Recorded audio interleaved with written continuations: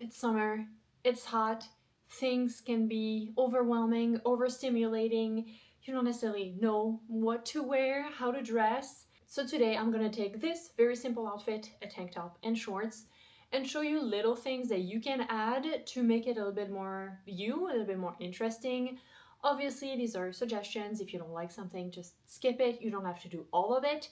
You can just pick and choose, but I feel like even one or two elements just add just enough something to make your outfit feel more intentional, even though you're still wearing a tank top and shorts. Bonjour friends, my name is Pauline and I go by that old mom on the internet. I like to talk about all things style, that's fashion and beauty, and I sprinkle a little bit of lifestyle on there too. Don't worry, all of these suggestions are very accessible. It's not about specific pieces, it's not about anything pricey, it's just about little things that maybe you didn't think about, or maybe you've been thinking about it but haven't jumped to that yet. So without further ado, let's go in order from top to bottom essentially. It's nothing groundbreaking, it's nothing too crazy. The outfit still feels very simple, but because of those few intentional picks, intentional choices, it looks like you put a lot more effort into your outfit than you actually did. I'm the first one to admit that jewelry can be overstimulating in the summer, especially on like rings.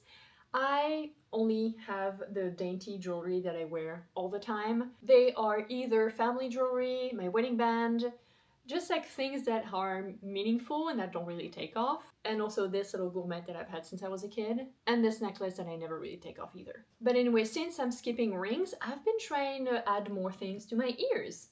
I only have 2 pierced holes in my ears.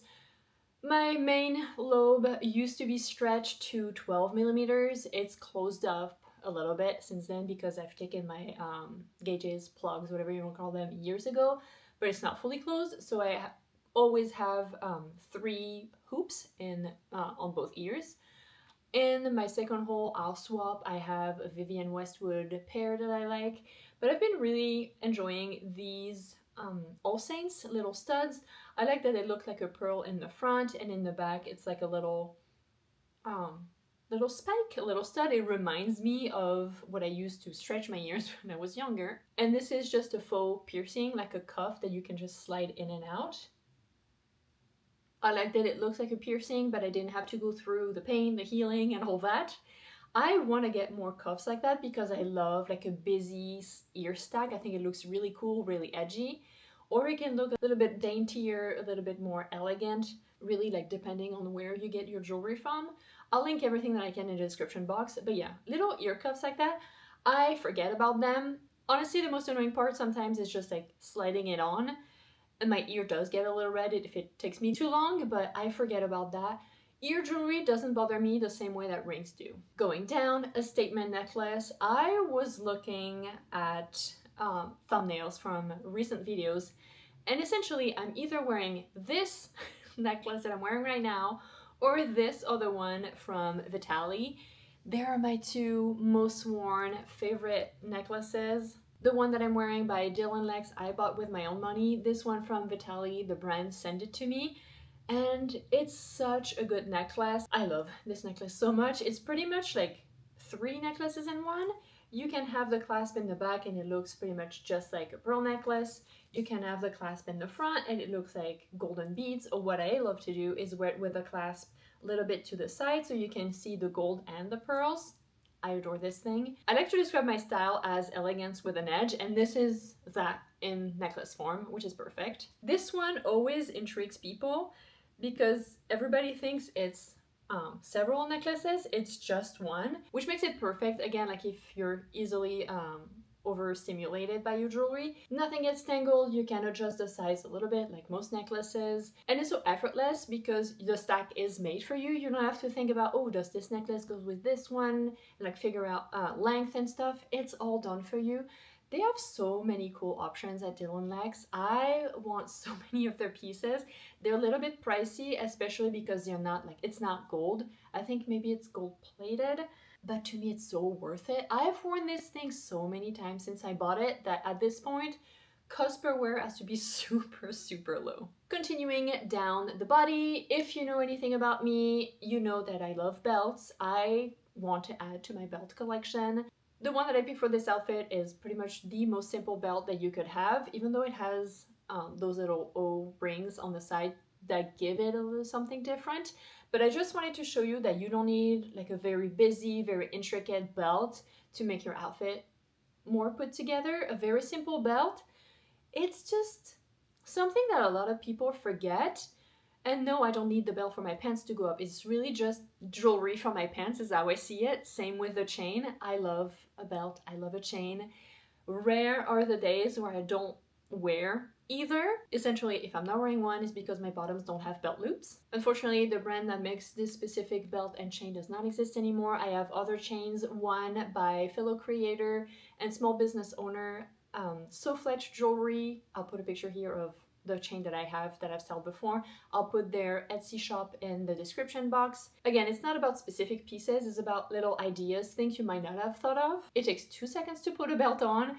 It's not something crazy out there. It can be if you want like a leopard print belt or a belt with a lot of like hardware on it, which I want more belts like that. But it doesn't have to be a crazy belt to make a statement, is what I'm trying to say. If you like this video so far, please consider giving it a thumbs up, and you feel free to let me know in the comments if you want me to make more videos like this. I don't know, I could maybe make a version with a dress or dress pants, I don't know. You let me know in the comments. Something else that I've been doing more and more is button-down shirts. Either fully swapping the tank top for a button down, whether it's a short sleeve or a long sleeve with the sleeves rolled up. I love sleeves rolled up. It's not something that's only sexy on men, it's also like really freaking hot on women and anyone in between. So essentially, don't keep your button downs only for colder weather. Even in hot weather, as long as your shirt is fairly thin, I think it looks really freaking hot.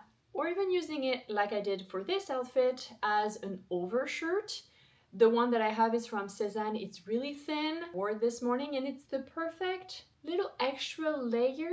I live in the Pacific Northwest and mornings have still been chilly up until recently. And sometimes, you know, when you go to a store or a public place, they have the AC blasting and I get cold easily, especially if my shoulders are bare.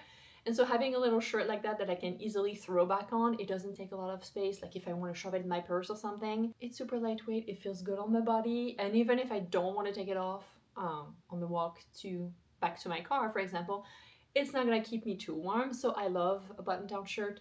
You can leave it open, really just like an overshirt, or you can even tie it. Again, it feels like you've put way more effort into your outfit than you actually did.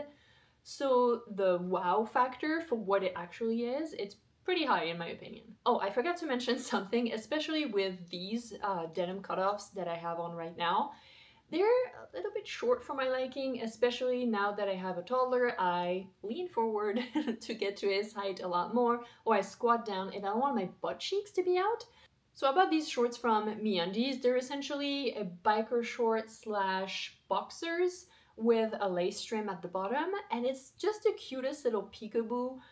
You don't see it really, but when you do, you're like, oh, there's a little bit of lace there, and I feel more secure, more comfortable. So I've been loving doing that. Again, it's like a little thing that you can add to your outfit that might not be super noticeable, but it's again like a little intentional thing. But what I was about to say is that something that I used to do a little bit more and then I kind of forgot about it and I'm trying to get back into it is a cute sock. I tend to wear sneakers more than sandals, although you can wear sandals with this outfit. I did it this morning and here is what it looks like. I think it's really cute, but I still tend to default to sneakers. I don't know, they're just really comfortable. That's what I feel best in.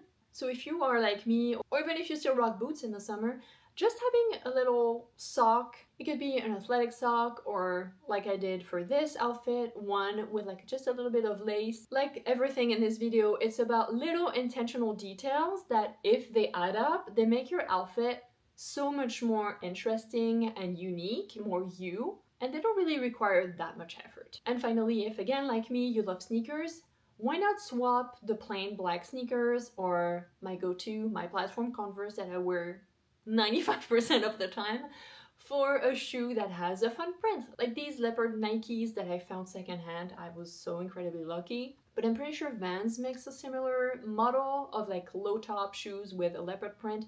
Doesn't have to be leopard. I have a pair of R13 shoes that is more like zebra, black and white zebra with two-tone with 2 pairs of shoelaces. It doesn't have to be a print, it could be a color, it could be a texture, like a pair of patent leather sneaker. Or the shoe doesn't have to be one whole color, they could be like just one colorful detail. Swap your shoelaces for something a bit more colorful or a little bit more fun. Vans has a pair of lace shoelaces that I think are really cool. Just something to make your shoe interesting. I've seen people online that also put like little charms on their shoes, and I think that's really cool. I kind of want to try that. I just need to find things that I actually love and would want on my shoes. But interesting footwear is what I'm trying to get to.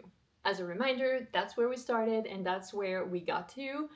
Again, the outfit doesn't reinvent the wheel. It's not the most unique thing, Vogue-worthy outfit out there. I don't care. That's not my goal. My goal is to feel good in my outfit, but also have enough of my personality in my outfit that I feel better.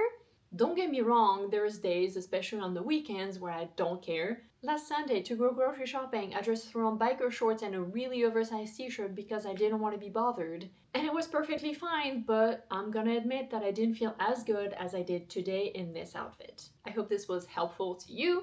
If you haven't already, please consider subscribing to my channel. I try and do videos like this more and more frequently. I really want to get more into little tips like this and little things that I'm learning on my journey to find my personal style. A good outfit doesn't have to be the most crazy creative outfit out there. This is amazing, obviously.